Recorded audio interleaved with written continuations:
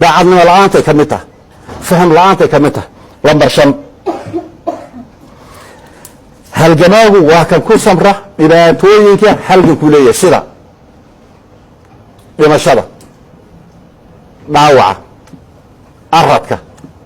dhaxanta dulliga iyo gaajada ka ku samra ee u banbaxa qadiyadiisa noocaas waa halgamaagu shuruudaas waa inuu leeyahay imise ayaynu soo marnay xaalad dhib badan oo halganku soo maray imisaan asbuuc u soo qadaynay imisaan kaadi cabaynay ma fahmaysaan 720 naftuure yaa hal asbuuc gudihii inooga dhimatay oon iyo gaajo hal wax 3 maalmood ka yar 100 in ka badan baa kaayadu intay ku sunootay yaa jirkii googo'ay waxaan xusuusanahay wiil leeyahay aamin oo nabar halkaa ku laban marka muxuu yahay baan ku yiri aamin nabarkan fiiri asaga kaadiisi gabdho cabsiinay waa laga yaabaa qaarin ay fadhiyaan gabdhuhu kaadiisi ay cabsiinayeen markaasoo afkii go'ay aamin wax xusuusanaysaan waa marka halganka marxaladahaas maray aaw dadka halganka bilaab aaw dadka halganka lahaa aaw dadka daacad ahaa ee ku soo halgamay wax walba u waayay maxaan ka haynaa haddaynan adkaysanin oo ayna u samrin maanta ma soo gaari lahayn halka aan taagan berri dadkaynu mahigsan lahaa hadaf iyo ujeedo xorriyadoon mahigsan lahaa dad baa u soo baaba'ay baalowto mar garaadka arrintaa ka hadlahay haddii laga sii hadlo waa arrin naxdin badan oo aynaan garanaynin waxaynu ku hadlayno jawigu qasmahayo 6 okay halgamaagu waa kan ka hortaga propagandada cadowgiisa halgamaagu waa inaad taqaano cadowgaagu dacaayaadka iyo propagandada iyo waxa uu ugu fidanahay dagaalka waa 2 nooc baa la yiraahdaa dagaalka propagandada iyo dagaalka ficilka loo fuliyo labadaas arrimood baa cadowgu kugula dagaalamaya wuxuu isku dayahay inuu ku shaki geliyo wuxuu isku dayahay inuu dhexdeena galo wuxuu ku leeyahay waxa qaar la siiyay lacag wuxuu ku leeyahay qaar waxay ka shaqeeyaan midhable wuxuu ku leeyahay qaar xidid bay nala soo sameeyeen wuxuu ku leeyahay hebel baa ku sheegay wuxuu ku leeyahay heblaan noo warantay yaani halgankaaga wuxuu qaybinayaa gobol iyo qof iyo deegaan oo propaganda ugu qaybinaya qoraal ugu qaybinaya xaalad walba ugu qaybinaya marka waxa waajib kuga ah in aad ka hortagto propagandada cadowgaaga ma aha in markay ku soo dhaxgashaan iska difaacdo waa inaad ka hortagto oo u bislayso halgamaaga cadowga iyo xeeladihiisa propagandada ee kugu soo maqan waa inaad u bislayso dadkaaga xubinkaaga halgamaaga waa inaad u bislayso hadaad 7 halgamaagu waa kan fidiya sumcadda halgankiisa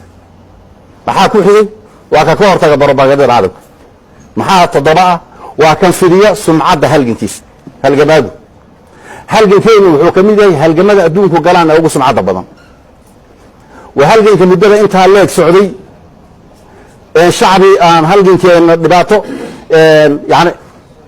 shacbigeena aynan ku kala goyn mabaadi'deena aan la luminin hadafkeena aynan ka leexanin ciidanka intaad ogeydeen leekan baa inoo dagaalamayey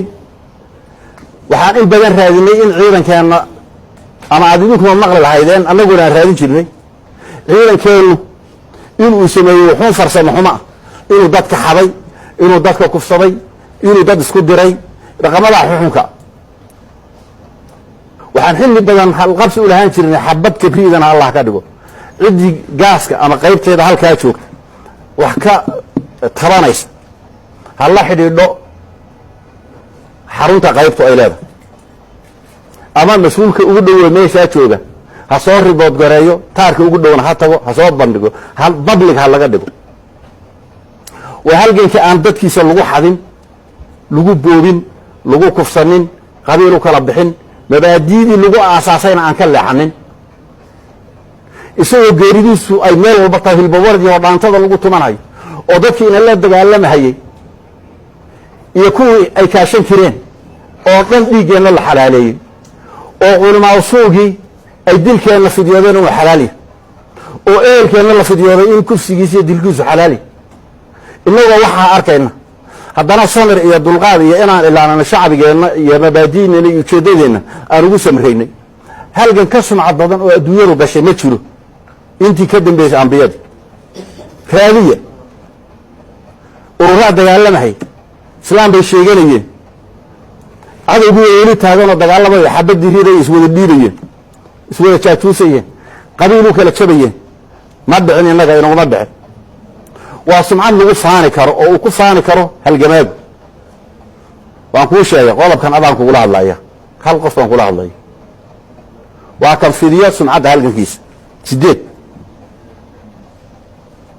halgamaagu waa kan leh hal abuur halgan